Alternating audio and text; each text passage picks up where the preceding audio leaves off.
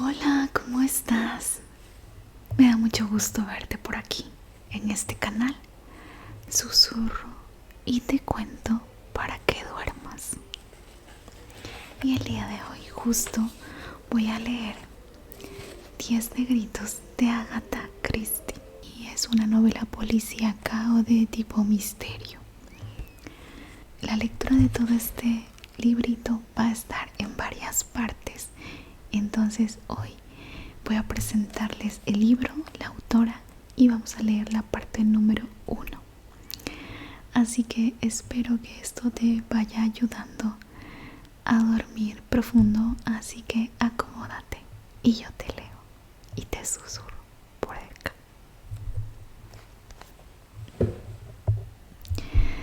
10 personas que nunca se han visto son invitadas por un huésped desconocido a pasar unos días de vacaciones en una lujosa mansión situada en una isla de la costa inglesa. Cada uno de los invitados tiene algo que esconder y un crimen por el que debe pagar. Empieza la pesadilla.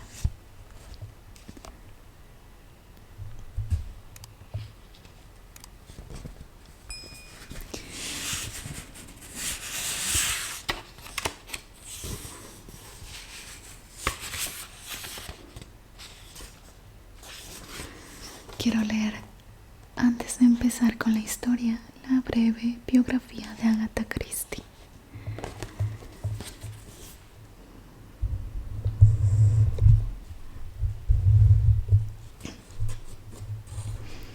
Agatha Christie es la escritora de misterio más conocida en todo el mundo. Sus obras han vendido más de 1.000 millones de copias en la lengua inglesa y 1.000 millones en otros 45 idiomas. Según datos de la ONU, solo es superada por la Biblia y Shakespeare. ¡Wow! Su carrera como escritora recorrió más de 50 años con 79 novelas y colecciones cortas.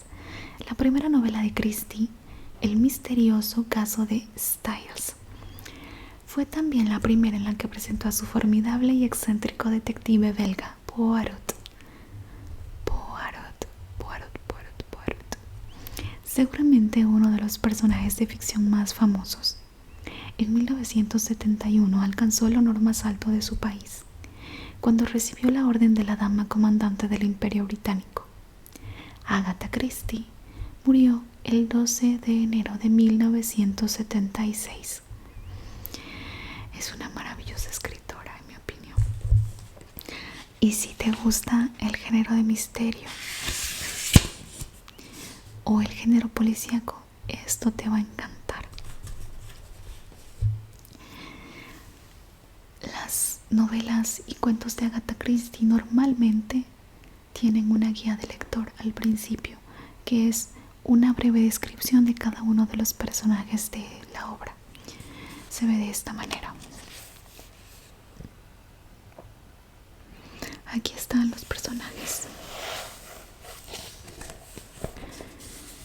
Los voy a nombrar de una manera corta, breve y rápida.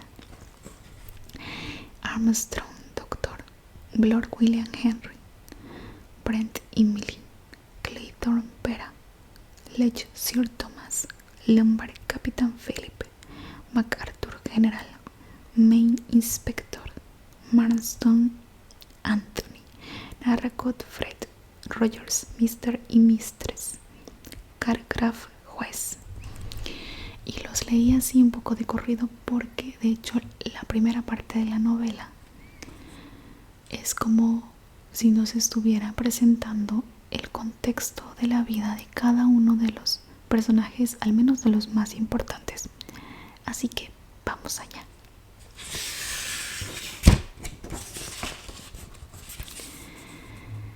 Capítulo primero.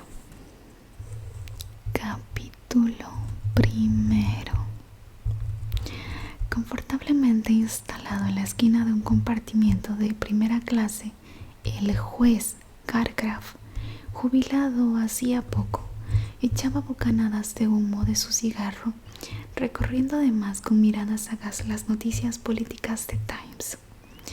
De pronto puso el diario sobre el asiento y echó un vistazo por la ventanilla. En este momento el tren pasaba por el condado de Somerset. El juez consultó su reloj. Todavía le quedaban 2 horas de viaje. Entonces recordó los artículos publicados en la prensa sobre el asunto de la Isla del Negro. Desde luego se había hablado de un millonario estadounidense, loco por las cosas del mar, que había ocupado esta pequeña isla y había construido en ella una lujosa residencia moderna. Desgraciadamente, la tercera esposa de este rico hombre no tenía gustos marinos y por ello a la isla, con su espléndida mansión, fueron puestos en venta. Una formidable publicidad apareció en los periódicos y un buen día se supo que la isla había adquirido un tal Mr. Owen. Las habladurías más fantásticas no tardaron en circular por la prensa londinense. La Isla del Negro, decíase, había sido adquirida realmente por Miss Gabrielle Thorne. La famosa estrella de Hollywood deseaba descansar algunos meses, lejos de los reporteros indiscretos.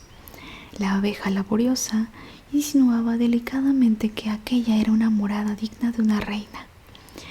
Merryweather deslizó que la isla había sido comprada por una pareja deseosa de pasar allí su luna de miel.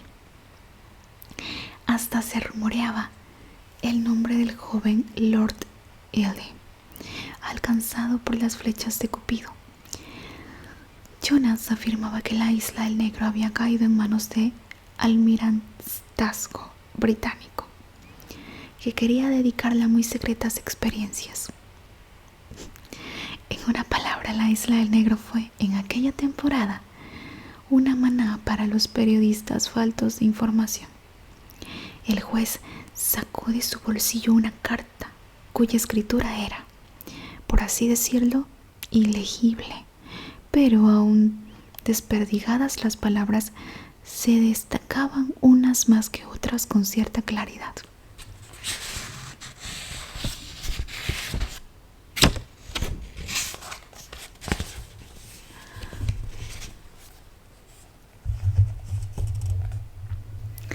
La carta dice así: Mi querido Lawrence, después de tantos años de haberme dejado sin noticias, venga a la Isla del Negro, un sitio verdaderamente encantador. Tantas cosas tenemos para contarnos del tiempo pasado en comunión con la naturaleza.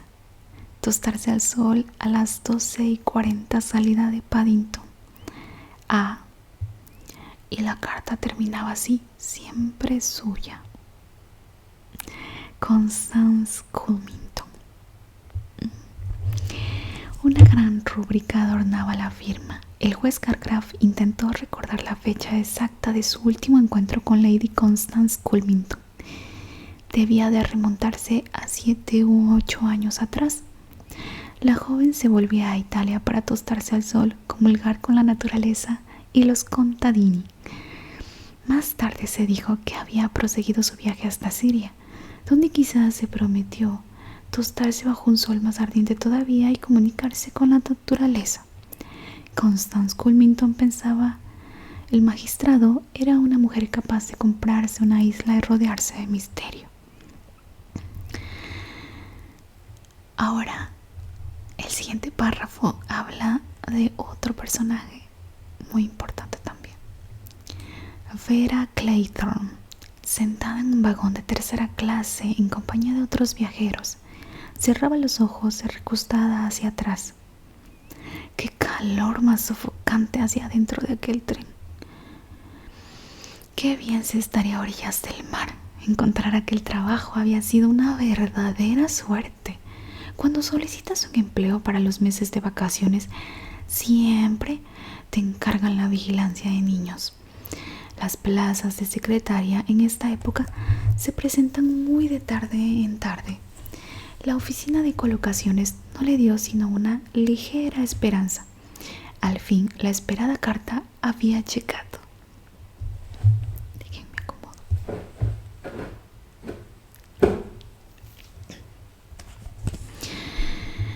Y dice la carta así: la agencia para colocaciones profesionales me propone su nombre y me la recomienda calurosamente. Creo entender que la directora la conoce personalmente. Estoy dispuesta a concederte los honorarios propuestos por usted y cuento con que podrá entrar en funciones el día 8 de agosto. Tome el tren de las 12:40 en Paddington y se la irá a recibir a la estación de Oakbridge. Adjunto un billete de 5 libras para sus gastos de viaje. Sinceramente suya, una Nancy Owen. Es decir, es la misma hora, el mismo lugar al cual dirigían al juez. Ok, continuamos. En la cabecera de esta carta consignabase la dirección Isla del Negro, Stickle Haven, Devon. La Isla del Negro, y tanto como se habían ocupado de ella los periódicos. Toda suerte de insinuaciones y de rumores extraños circulaban motivados por este pedazo de tierra rodeada de agua. Sin duda no habría nada de verdad en ellos. De todas maneras, la casa, construida por encargo de un millonario estadounidense, sería, al parecer, el último grito del lujo y del confort. La situación del profesor de cultura física es una escuela de tercer orden y no es muy brillante. Si por lo menos pudiese hallar un empleo en un establecimiento mejor. Luego, con el corazón oprimido, pensó: yo debo considerarme dichosa. La gente por lo regular no quiere tener en sus casas una persona que ha sido procesada, aunque luego quedase absuelta. Oh my God. Hasta el fiscal la había cumplimentado por su presencia de ánimo y su serenidad. En suma, el juicio le fue favorable del todo. Mistress Hamilton habíale testimoniado su gran bondad. Solamente Hugo, pero ella no quería pensar en Hugo. El mar, sus aguas profundas, calientes, azuladas, las mañanas pasadas tendidos sobre la arena. Hugo, ¿quién había dicho que la amaba? Era preciso no pensar más en Hugo. Estos eran los pensamientos de la institutriz. Abriendo los ojos, miró desabridamente al viajero sentado frente a ella. Un hombrón de cara bronceada, ojos claros y boca arrogante, casi cruel. Yo apostaría que este hombre ha recorrido el mundo y visto cosas sumamente interesantes. Muy bien. El siguiente párrafo es sobre otro personaje. Philip Lombard, juzgando con una sola ojeada a la joven sentada frente a él, pensó: encantadora, quizá con demasiado aspecto de institutriz. Una mujer con la cabeza erguida, se dijo, es una mujer capaz de defenderse. Tanto en el amor como en la guerra, procuraría conducirme bien. Puso el ceño adusto. No, inútil pensar en cuchufletas. Los negocios ante todo. Le era preciso concentrar todas sus energías en su trabajo.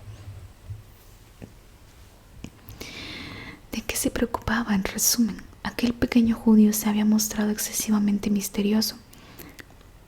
Hay que tomarlo o dejarlo, capitán Lombard. 100 guineas, ¿eh? Le había dicho entonces con gesto indiferente, como si 100 guineas no significasen nada para él. 100 guineas, ahora que no contaba con recursos. Adivinó, sin embargo, que el pequeño judío no era cándido. El fastidio con los judíos es precisamente nuestra impotencia para engañarlos en materia de dinero. Parecen leer nuestros pensamientos. Le había pedido bien claramente: ¿no puede usted proporcionarme unos informes más amplios?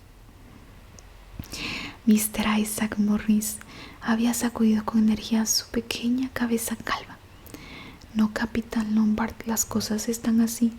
Para mi cliente usted es una buena persona, acorralada en un callejón sin salida. Estoy autorizado a entregarle la suma de 100 guineas y en reciprocidad usted debe ir a Stickle Haven en Devon. la estación más próxima en Uxbridge. Desde ella será usted conducido en automóvil hasta Sticklehaven. Me cuesta un poco esta pronunciación. Y luego una motora le llevará a la isla El Negro. Una vez allí, usted se pondrá a la disposición de mi cliente. Lombard había preguntado bruscamente. ¿Por mucho tiempo? Una semana a lo más. Atusándose su corto bigote, el capitán Lombard observó: está bien entendido que no exigirá de mí ningún trabajo ilegal, ¿no es cierto? Al pronunciar estas palabras, Lombard lanzó una rápida mirada a su interlocutor. Una ligera sonrisa había aflorado a los labios carnosos del pequeño israelita y respondió seriamente: con toda seguridad, si se le pidiera alguna cosa ilegal, queda en completa libertad de retirarse. ¿Cómo ven? Que se fuera al cuerno este judío meloso había sonreído. A buen seguro sabía que en el pasado del capitán Lombard no todos los actos habían revestido caracteres de legalidad. Los labios de Lombard se entreabrieron como en una mueca. En una o dos ocasiones le faltó poco para dejarse ahorcar, pero siempre se había librado. ¿Para qué, pues, atormentarse por anticipado? Contaba con darse buena vida en la isla del Negro. Y bueno, hasta aquí la lectura del día de hoy de esta novela titulada 10 negritos de Agatha Christie. El siguiente párrafo nos hablará de otra persona, una mujer que es un personaje también importante, que va a llegar a la misma dirección a donde todos están convocados.